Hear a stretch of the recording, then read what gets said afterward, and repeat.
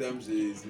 Je t'aime Jésus. Non, dis-le bien, je t'aime Jésus. Je t'aime Jésus. Je t'aime Jésus. Je t'aime Jésus. Alléluia. Amen. L'amour de Jésus est le véritable amour qui ne faillit jamais. Amen. Amen. Amen ou amen pas. Amen. Nous étions là le dimanche dernier, le Seigneur nous a fait du bien, non? Qui était là le dimanche dernier? On a parlé des deux actions de Ruben. Amen. Amen. D'accord. Il sait que le Seigneur t'a enseigné quelque chose. Voilà. Vous dites que dans la vie, toutes les actions n'ont pas toujours les mêmes conséquences, n'ont pas toujours les mêmes effets. Il y a certaines actions qu'on pose aujourd'hui qui ont tellement de répercussions dangereuses que même quand après ça, tu essaies de poser de bonnes actions pour couvrir ça, tu n'arrives pas à effacer ça. Seule la grâce de Jésus-Christ pourra effacer cela et t'introduire dans la gloire de Dieu. Alléluia. Amen. Aujourd'hui, on veut aller dans une autre dimension. Dis à ton frère comment repousser le diable plus loin. Comment repousser le diable plus loin? Mais comment éloigner le diable? Comment éloigner le diable? Vous savez, pour commencer, je vais te dire quelque chose.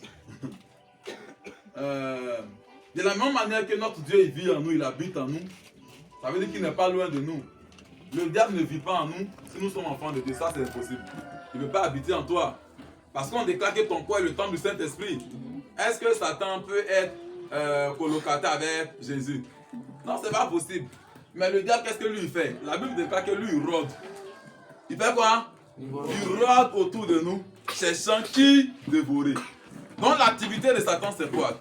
Si c'est toi qui es là, il va essayer de tourner autour.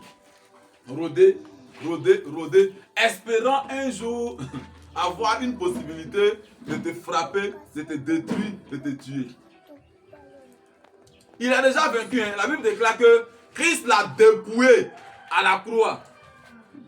Il l'a dépouillé à la croix. Cependant, il se sait déjà vaincu. Mais c'est un gars qui n'abandonne pas.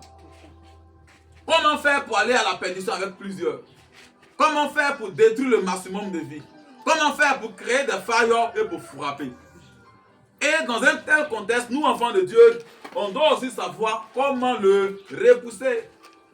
Les gens disent que tant que tu ne déranges pas le sorcier, tant que tu n'offenses pas le sorcier, il ne va pas t'attaquer. Qui t'a dit ça? Tant que tu es enfant de Dieu, tu seras attaqué. Parce que la Bible déclare que tous ceux qui voudront vivre pieusement en Christ Jésus seront persécutés. Donc la réalité de la bataille spirituelle est quelque chose qui existe. La réalité du combat spirituel est quelque chose qui existe. La réalité des entités mystiques, démoniaques autour de nos maisons, autour de nos vies, pour détruire nos vies, pour s'aimer, pour tuer, existe. Parce que le but de l'ennemi, bien aimé du Seigneur, c'est de te détruire et t'amener à la perdition. Et toi, en tant qu'enfant de Dieu, tu dois savoir comment le repousser très loin de toi. Satan n'a pas besoin d'être ton voisin. L'agent maléfique n'a pas besoin d'être ton voisin. Mais il doit avoir une distance entre toi et lui. Alléluia. Amen. Alléluia. Amen. On va prendre la Bible dans le livre de Jacques, le chapitre 4, seulement le verset 7. Et nous lirons également Matthieu, chapitre 4, les 11 premiers versets.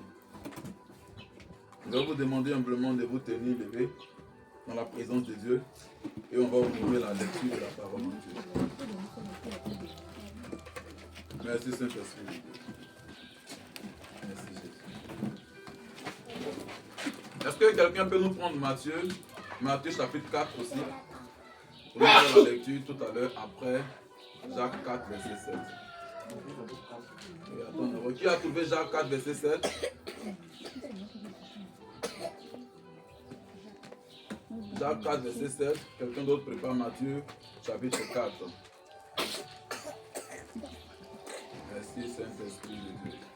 Soumettez-vous donc à Dieu. Résistez au diable et il fuira loin de vous. Je vais le reprendre. Soumettez-vous donc à Dieu.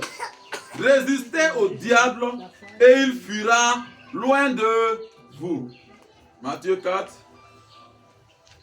Matthieu 4, à partir du verset 1. Yes.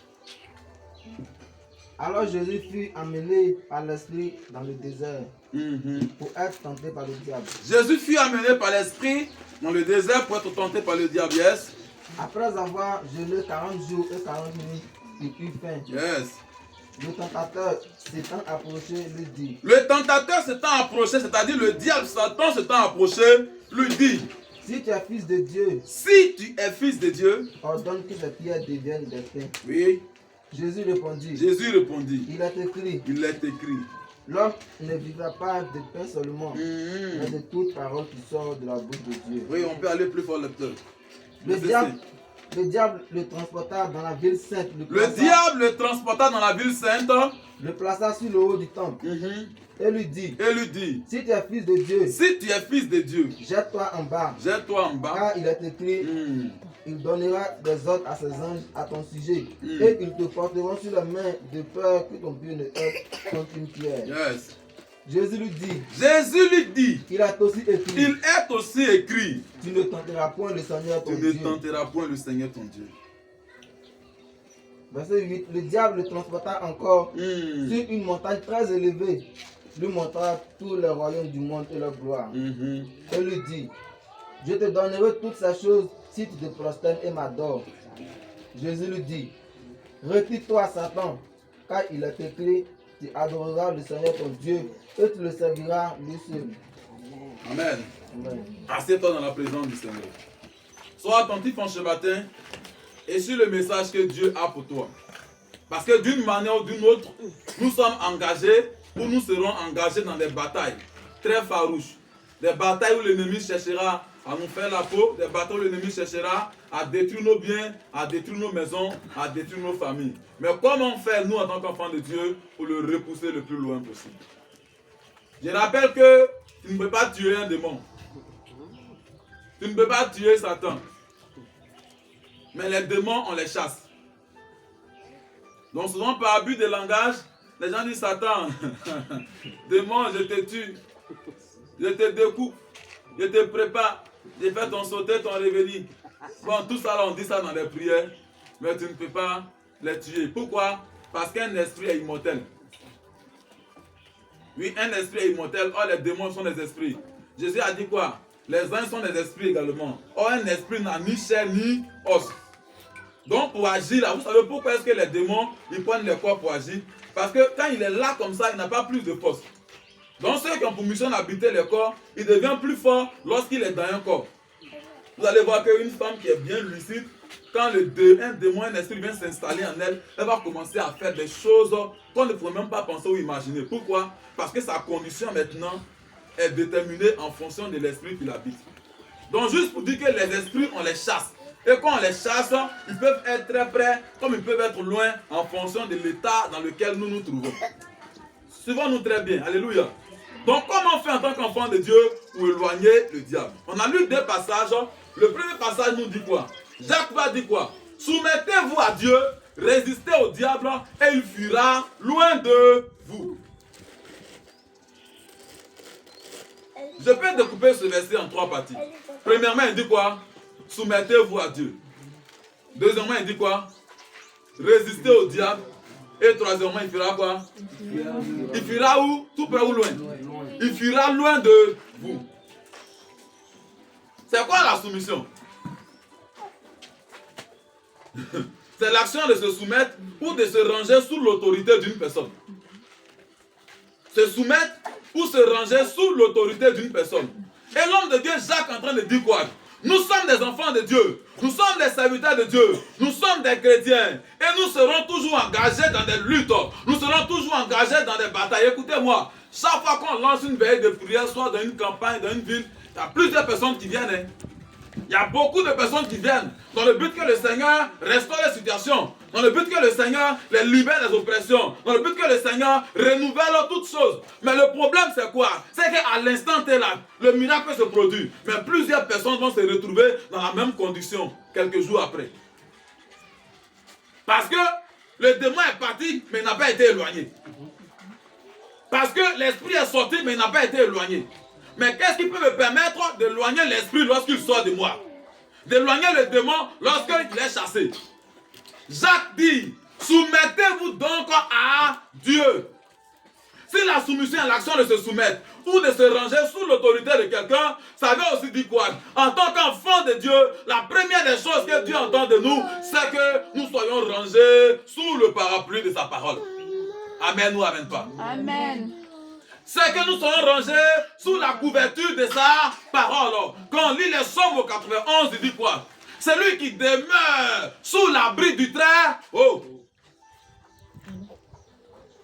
Demeurer veut dire quoi? Demeurer. Le verbe demeurer, c'est quoi? Rester. Alléluia. Donc, celui qui reste sous l'abri du trait. Oh! Celui qui repose à l'ombre du Tout-Puissant. Alors, nous savons que notre adversaire, le diable, il rôde comme un lion qui cherche qui il va dévorer. Est-ce que, si toi, enfant de Dieu, tu demeures sous l'abri du Très-Haut, Satan pourra te dévorer? Réponds à ma question. Non. Est-ce que, si tu es caché sous le parapluie, entre les mains de Jésus-Christ, Satan pourra te dévorer? Non. Il va rôder. Il va regarder, il va tourner en rond, mais il va beau tourner, il ne pourra pas te dévorer. Pourquoi? À cause de ta position. Donc ta position qui est sous l'abri du Très-Haut veut dire quoi? Tu es sous l'autorité de Jésus-Christ. Tu te soumets à Jésus-Christ. Tu te soumets à sa parole.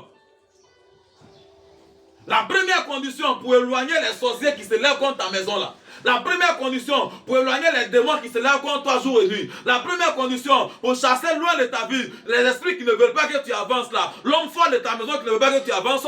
La première condition, c'est que toi tu demeures dans la présence de Dieu. On peut t'imposer les mains, on peut gêner pour toi, prier pour toi. Mais quand toi-même tu n'acceptes pas de dire je me cache dans la parole du Seigneur, dans la présence du Seigneur, des choses vont t'atteindre. Le temps est menaçant, il peut pleuvoir. Mais s'il pleut, nous sommes à l'abri, n'est-ce pas? Maintenant, si Wilson décide tout à l'heure d'aller dehors pendant qu'il pleut et qu'il est moué, qui est responsable? Répondez-moi, qui est responsable? C'est Dieu? Voilà. Donc le Seigneur dit, il y a des batailles qui sont dans ta vie actuellement. Et d'autres batailles même viendront. Mais si tu espères la victoire, si tu espères la délivrance, si tu espères la restauration, tu dois rester caché sous sa protection. Tu dois rester caché dans sa présence. Ta vie ne t'appartient pas. Et tu ne peux pas faire de ta vie ce que toi tu veux. Aller où tu veux. Vivre comme tu veux. Et espérer une victoire certaine. Espérer une victoire. Eh bien aimé du Seigneur. C'est pas possible. Jacques dit, soumettez-vous d'abord à Dieu. Donc pour éloigner l'ennemi, la première des conditions, c'est notre capacité à obéir à la parole de Dieu. Notre capacité à accepter ce que le Seigneur dit. Notre capacité à rester entre les mains du Seigneur. Un enfant de Dieu, un homme de Dieu qui ne sait pas obéir à Dieu, qui ne sait pas rester dans la présence de Dieu, ne peut pas espérer une victoire lointaine. C'est pas possible. La première condition pour éloigner les esprits qui se lèvent contre toi actuellement, c'est ta capacité de te soumettre. Le Seigneur vient te dire ce matin qu'il n'a pas un pouvoir, il n'a pas un problème de pouvoir, un problème de puissance. Non, est-ce que Dieu peut faire? Un lépreux a dit à Jésus, si tu le veux, tu peux me rendre pur. Il savait très bien que Jésus n'avait pas un problème de pouvoir. Il a tout le pouvoir. Mais tant que c'est sa volonté, sa puissance se manifeste. Il dit, si tu le veux. Jésus dit, mais attends mon ami, je le veux, sois pur. Donc ta protection n'est pas un souci pour Dieu. Ta délivrance n'est pas un souci pour Dieu. Éloigner les esprits méchants de ta maison, de ta famille, ce n'est pas un souci pour Dieu. Mais le Seigneur veut que la gloire soit à lui seul. Tu ne veux pas être en même temps, prétendre être sous la protection du Seigneur et sortir en même temps, aller toucher à certaines pratiques, des grigris, des amulettes et espérer que Dieu agisse. Parfois Dieu est tout puissant, il peut agir, mais il y a des cas où il n'agit pas parce qu'il sait que toi en même temps que tu dis que tu cherches la présence de Dieu, tu es en train de mettre ta main ailleurs. Et non, j'essaye un peu de tout, on ne sait pas où la solution va quitter. Quand c'est comme ça là, Dieu lui enlève sa main. Et comme tu espères que la solution va quitter partout là, il faut gérer ça comme ça. Dieu veut que la gloire soit pour lui seul dans toutes les batailles que nous traversons. La première condition pour éloigner ceux qui se lèvent contre ta vie, pour éloigner les esprits qui se lèvent contre toi, c'est que tu te soumettes d'abord à Dieu. La première condition n'est pas de te lever et dire, je déclare, esprit de la sorcellerie, sors, démon, sors. Si tu es dans la présence de Dieu, actuellement tu le fais là, ils peuvent partir, mais quand tu sors, ils vont te récupérer. Parce qu'ils savent que tu ne sais pas rester dans la présence de Dieu. La deuxième condition, c'est quoi? Il dit maintenant, résister. Quelqu'un me dit résister. Résister. Résister. Résister. Mais ce n'est pas tout. Quand tu restes dans la présence du Seigneur, quand tu vis comme le Seigneur veut que tu vives, quand tu acceptes la parole de Dieu, la volonté de Dieu pour toi, il y a un deuxième niveau. Et le deuxième niveau, c'est de te lever pour entamer la bataille. L'apôtre Paul a dit, nous n'avons pas à lutter contre la chair, ni contre le sang, mais contre les dominations. Ça veut dire quoi? On a tout de même à lutter. Vrai ou faux? Il dit, on n'a pas à lutter contre telle chose, mais contre cela. Ça veut dire que, en tant qu'enfant de Dieu, nous avons à lutter, nous avons à nous battre, nous avons à entrer en guerre. Quand tu es sous la protection du Seigneur, quand tu te soumets à la parole de Dieu, ce n'est pas suffisant. Je connais les chrétiens qui vivent bien, qui vivent dans la sanctification, qui vivent dans la pureté, mais ils voient très bien que le Seigneur révèle des batailles au niveau de la famille et ils croisent les bras. C'est qu'est-ce que le Seigneur va faire? Si le Seigneur veut là, la famille va changer. Si le Seigneur veut, ma situation va changer. Bien aimé, quand Dieu te révèle cela, c'est pour que tu te lèves pour entamer la bataille. Dis-moi amen. Amen. Quand tu as fini de te soumettre à Dieu et que tu as la ferme assurance que tu es sous la protection de Dieu, tu es sous l'autorité de Dieu, l'autre niveau maintenant, c'est que tu te lèves et que tu entames la bataille. Comment tu vas expérimenter la victoire si tu ne fais pas la bataille? Question. Parce que ton adversaire, il va rôder, il va attaquer, il va envoyer des frappes, il va envoyer des flèches. Et c'est en ce moment maintenant que toi tu vas lutter. C'est là que tu vas lutter. Tu vas contre-attaquer. Mais ce qui te donne la force maintenant de le vaincre, c'est que toi-même tu es bien attaché à ton Dieu. Jésus a dit en Jean 15, je suis le Saint pour testament. Celui qui reste attaché à moi, c'est celui qui porte beaucoup de fruits. Donc quand je me soumets à Dieu, le deuxième niveau c'est de me battre, c'est de me lever. Où en es-tu avec ta vie de prière? Où en es-tu avec ta vie de prière? Où en es-tu avec ta vie de prière? La Bible dit quoi? Résister. Dans la résistance, il y a la lutte, non? Résister veut dire quoi? Opposer force contre force. Parce que l'ennemi vient avec une force. S'il n'avait pas de force, le Seigneur ne te dirait pas qu'il faut résister. C'est parce qu'il a quand même une force que Dieu te dit qu'il faut résister. La résistance fait appel également à la persévérance dans la lutte. Alléluia. À la résilience, à la détermination dans la lutte. Il faut résister. Tu ne peux pas fléchir, tu ne peux pas lâcher prise en même temps que tu vois une attaque. Je suis tombé malade, j'abandonne. J'ai perdu quelque chose, j'abandonne. J'ai perdu l'argent, j'abandonne. La résistance dit quoi? L'ennemi sait ce que tu aimes. Il sait ce qui touche ton cœur. Donc quand il va vouloir t'attaquer là, c'est à ça là il va toucher. Pour voir si toi, malgré cela, tu vas rester debout. Tu vas rester ferme. Et on résiste à l'ennemi avec la soumission à Dieu, avec la prière et avec une foi ferme. La foi ferme stipule que quand l'ennemi a réussi à toucher un aspect de ma vie, je sais que c'est un aspect de ma vie qu'il a touché, il n'a pas touché ma vie. Et je peux toujours me lever dans la bataille, dans la prière, pour récupérer ce qui me revient de droit. La résistance fait appel à la lutte, à la guerre, à la bagarre, à la bataille. Avec quoi tu résistes? Si vraiment tu es en train de résister. Sinon tu dois te lever et te battre. Alléluia. Amen. Tu dois te lever et résister. Non, si tu regardes les choses aller comme elles sont en train de se passer, tu peux perdre beaucoup de choses et Dieu ne sera pas le responsable. Il dit quand tu te soumets à moi, il faut te lever maintenant pour te battre. Quand Moïse était sur la montagne avec les mains levées, soutenu par Hur et Aaron, Josué était dans la vallée en train de se battre. Alléluia. Moïse priait, mais il y avait les gens dans la vallée qui se battaient et Dieu leur a accordé la victoire. Quand tu te soumets à Dieu, bien-aimé, il faut te lever et récupérer par la prière, par la guerre, par la bataille, ce qui te revient de droit. Est-ce que tu as récupéré ta santé? Est-ce que tu as récupéré tes biens? Est-ce que tu as récupéré tes finances? Est-ce que tu as récupéré la victoire que Dieu t'a donnée? Dieu veut que tu te lèves et que tu résistes. Alléluia. Amen. Comment on résiste également? On résiste par la parole de Dieu. C'est pourquoi on a lu tout à l'heure le passage de Matthieu chapitre 4. Jésus était allé, conduit par l'Esprit de Dieu, aller dans le désert pour jeûner. Et après son jeûne, le tentateur va s'approcher. Quand vous lisez les autres évangiles, on nous dit que le tentateur était déjà là même dès le premier jour de jeûne. Il attaquait chaque jour. Mais seulement après le jeûne, il s'est approché. À chaque niveau de ta vie là, l'épreuve s'approche. La difficulté s'approche. Les esprits s'approchent, espérant qu'un jour, toi, tu vas céder. Je prie que Dieu te donne la force de résister à tout le nom de Jésus. Amen. Il vient et puis il dit, si tu es le Fils de Dieu, Regardez son expression. Hein. Si tu es le Fils de Dieu. Il n'a pas dit ça qu'une seule fois. Plusieurs fois dans le passage. Si tu es le Fils de Dieu, est-ce que le diable ignorait que Jésus était Fils de Dieu? Non, réponds à ma question. Est-ce qu'il ignorait? Mais pourquoi il lui dit quand même, si tu es le Fils de Dieu, ordonne que ces pierres deviennent des pains? Maintenant, je te pose la question. Est-ce que Jésus a transformé les pierres en pain? Non. Est-ce que Jésus n'avait pas faim? Non, répondez, est-ce qu'il n'avait pas faim? Est-ce qu'il n'était pas Fils de Dieu? D'accord. Donc ça veut dire qu'il était Fils de Dieu. Il avait faim. Et puis Satan lui dit, si tu es Fils de Dieu, ordonne que ces pierres deviennent des pains. Maintenant, est-ce que Jésus n'avait pas aussi la capacité, le pouvoir de transformer des pierres en pain? Mais pourquoi il ne l'a pas fait? Tu peux me répondre. Pourquoi il ne l'a pas fait? Yes? C'est parce qu'il ne pouvait pas tomber dans la tentation. Amen. C'est parce qu'il ne pouvait pas tomber dans la tentation. Également, c'est pas Satan qui va te dire qui tu es.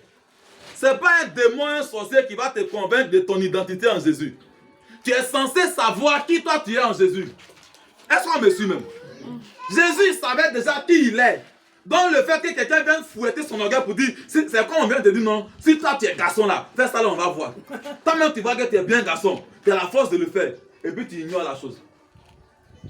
Jésus était Dieu, il était Fils de Dieu, il avait la puissance, il avait la capacité.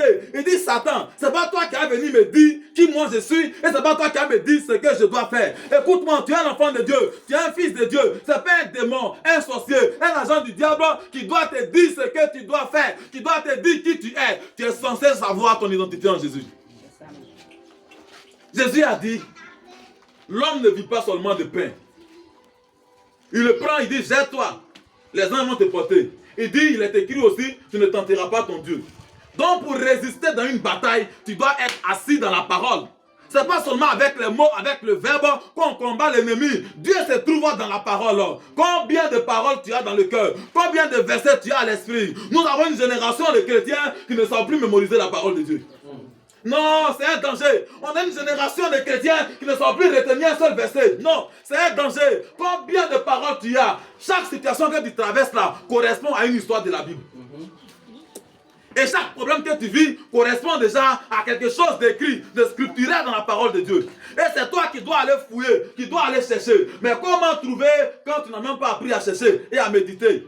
Jésus a dit, il est aussi écrit. Ça veut dire que Satan essayait de prendre la parole de Dieu pour venir détruire le Fils de Dieu. L'ennemi va essayer de tordre le cou à la parole de Dieu pour t'éloigner de Dieu, pour détruire ta santé, pour détruire ta vie, pour détruire tes biens. Mais c'est toi qui dois dire, non, tu es un menteur, voici ce qui est écrit. Mais comment tu vas le dire si la parole n'est pas en toi? Donc certaines victoires ne viennent pas. Certains esprits ne s'éloignent pas. Pas parce que Dieu n'est pas puissant, mais parce que toi-même, tu n'utilises pas l'âme qu'il faut. L'âme qu'il faut. L'âme qu'il faut.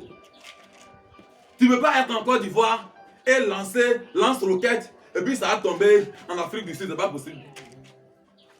Il faut des grands missiles. Des grands missiles balistiques qui vont arriver là-bas. Donc à chaque bataille que tu vis là, correspond une pensée de Dieu. Une pensée de Dieu. Quand tu es en train de traverser par une situation d'abandon, de rejet, d'emprisonnement par exemple, alors que tu sais que tu es innocent, le Saint-Esprit va t'inspirer dans l'histoire de Joseph. Il va dire, il y a un homme avant toi qui s'appelait Joseph, qui vivait cela. Et moi, j'ai fini par relever sa tête. Alors toi, tu vas dire, Seigneur, tu as dit dans ta parole, si je me soumets à toi, tu vas aussi me relever, comme Joseph l'a fait. Alors voici ma situation. Si tu es le Dieu de Joseph, ça veut dire que tu es aussi mon Dieu. Agis afin que la gloire te revienne. Dieu se trouve dans sa parole, Dieu vient puis il agit. Alléluia. Amen. Quand on se soumet à Dieu, on se lève maintenant pour résister au diable avec la parole de Dieu. Alléluia. Amen. Avec la parole de Dieu. Où en es-tu? Où en es-tu avec ta vie de la parole? Où en es-tu avec la bataille spirituelle? Où en es-tu? Où en es-tu? Nous voulons tous vivre à l'aise. On veut vivre en paix, sans être emmerdé. Bien-aimé du Seigneur. Il dit résister d'abord. Soumettez, vous à Dieu et résistez au diable. résister au diable. Dans la résistance, c'est quoi? Je me suis battu aujourd'hui. Demain encore, je me bats. Après demain encore, je me bats. Jusqu'à ce que ma victoire soit certaine. Tu ne peux pas dire j'ai prié 2 jours, j'ai prié 1 mois, j'ai prié 2 mois. Comme c'est pas encore ça, tu abandonnes. Mais quand tu abandonnes là, tu donnes la force à celui qui veut te détruire là d'avoir le pouvoir sur toi. Alléluia. Gloire à Jésus. Amen. Est-ce que Dieu est en train de parler à quelqu'un ce matin? Amen. Pour terminer, retenez ceci. Avant que l'ennemi t'atteigne là, il va d'abord essayer de faire tout ce qu'il peut pour que toi tu quittes sous l'abri. Les gens font les débats bizarres. Est-ce que sorcier peut tuer chrétien? Sorcier ne peut pas tuer chrétien. Maintenant, sorcier aussi peut tuer chrétien. Je m'explique dans les deux sens. Sorcier peut tuer le chrétien qui décide de quitter sous l'abri. Quand tu es sous l'abri, tu es à l'ombre du Tout-Puissant. On dit le plus grand zigueï du village est là, et toi tu es en train de marcher avec lui, et puis quelqu'un va venir te frapper. C'est pas possible. Maintenant, quand tu quittes là, que tu pars, l'ennemi peut t'atteindre. Dieu, dans sa souveraineté, il peut te protéger pour que tu reviennes. Mais une fois que tu quittes là, il peut t'atteindre. Parce qu'il est un Dieu, il est dans sa parole. Il dit si tu demeures sous l'abri là, tu reposes à l'homme du Tout-Puissant. Maintenant, quand moi je quitte l'abri, je ne suis plus à l'homme du Tout-Puissant. Il me voit. Il peut autoriser, il peut permettre que l'ennemi m'atteigne, mais il n'est pas responsable. C'est pourquoi souvent on confond les choses. Non, c'est la volonté de Dieu. Tous les morts, c'est la volonté de Dieu. Non. Ce que Dieu a permis n'est pas forcément sa volonté parfaite. La preuve en est qu'il y a les gens qui, selon le plan parfait de Dieu, qui pouvaient vivre jusqu'à 80 ans, mais qui sont morts à 20 ans, à 15 ans. Pas parce que Dieu le voulait, mais certaines circonstances dans lesquelles ces personnes se sont retrouvées ont précipité leur départ. Maintenant, les chrétiens qui demeurent sous l'abri du Très-Haut, David a dit, si l'Éternel est pour moi, qui sera contre moi? Si moi je demeure sous la protection de mon Dieu, quel sorcier, quel devin, quel mystique de mon village pourra me prendre, c'est-à-dire écarter Jésus-Christ, me prendre et me faire du mal? Est-ce que c'est possible? C'est pas possible. C'est pourquoi, bien aimé, je t'exhorte en ce matin. Quel que soit ce que Satan enverra devant toi, pour t'enlever du droit chemin, pour t'enlever de la présence de Dieu, pour t'enlever sous la couverture de Dieu, que le Seigneur te donne les yeux, la force et le discernement pour le chasser, afin que tu demeures sous l'abri du Très-Haut. Dis-moi amen. Amen. Oui, pour que tu demeures sous l'abri du Très-Haut. Souvent, il essaie de créer beaucoup de distractions à côté de toi, pour que tu sois préoccupé par ça. Et puis tu as dit, comme je suis sous l'abri du Très-Haut, et jusqu'à présent, je n'ai pas encore vu telle chose là, je sors de sa présence, je mène ma vie comme je veux, je fais ce que je veux. Pendant ce temps, n'oubliez pas que notre adversaire, il rôde, cherchant qui il va dévorer. Que tu ne sois pas la proie de l'ennemi au nom de Jésus. Amen. Ne sois pas la proie de celui qui veut te dévorer au nom de Jésus. Amen. Que tous ceux qui sont en train de tourner autour de ta vie, espérant voir une ouverture, une possibilité pour frapper, que ces personnes soient réprimandées par le feu dévorant de l'Éternel au nom de Jésus. Réprimandées par le feu destructeur de l'Éternel au nom de Jésus. Amen. Vous savez, le feu de Dieu, il est à la fois protecteur, mais en même temps destructeur. Il protège nous, enfants de Dieu, mais il est en même temps destructeur de ceux qui en veulent à notre vie. La Bible dit en Hébreu 1 que Dieu fait de ses serviteurs, de ses servantes, des flammes de feu. Quand tu demeures sous l'abri du Très-Haut, tu es spirituellement comme une flamme de feu, une boule de feu. Et personne ne peut venir te prendre, te manipuler, jouer avec toi et faire de toi ce qu'il veut. Ce n'est pas possible. C'est pourquoi ma prière pour toi ce matin, c'est que Dieu te donne cette capacité, cette force-là de te soumettre à lui, de demeurer dans sa présence, de résister au diable pour qu'il fuit très loin de toi. Dis Amen. Amen. Alléluia. Amen. Nous sommes plus que vainqueurs par celui qui nous a appelés, par celui qui nous a aimés. Mais la triste réalité, c'est que plusieurs enfants de Dieu abandonnent. Ils ne savent pas persévérer. Dans la dimension de résistance et à la persévérance, lutter, aller jusqu'au bout pour voir la gloire de Dieu. Bien-aimés, les temps sont mauvais, les jours sont mauvais. Ne cédons pas, ne lâchons pas prise. Lèvons-nous, battons-nous, parce que nous savons que celui qui marche avec nous, celui qui vient à nous, est plus fort que celui qui est dans ce monde. Amen. Alléluia. Amen. Soumettons-nous à Dieu. Et ensemble, en nous basant sur la parole de Dieu, résistons au diable et ces démons, ces esprits maléfiques qui se lèvent contre nous, fuiront loin de nous. Amen. Que le Seigneur bénisse sa parole. Amen.